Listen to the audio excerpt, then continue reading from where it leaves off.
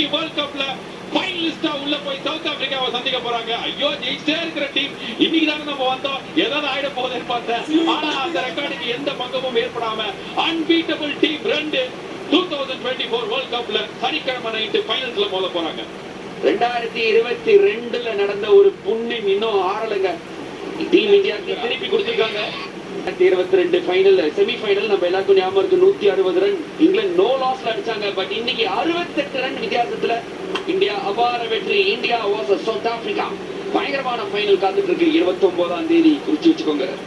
செமையான ஒரு மேட்ச், கிளினிக்கலான ஒரு பினிஷ்.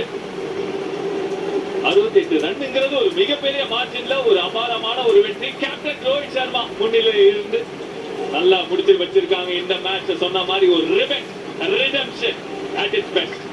ஏதோ தெலுங்கு டப்பிங் படம் நினைச்சிடாதீங்க. யோ மகேஷ் தான் உணர்ச்சியில இங்கிலீஷ்ல சொன்னாரு. நாங்க ஏற்கனவே சொன்னதுதான். சவுத் ஆப்பிரிக்கா வர்சஸ் இந்தியா நாளானிக்கு, அதாவது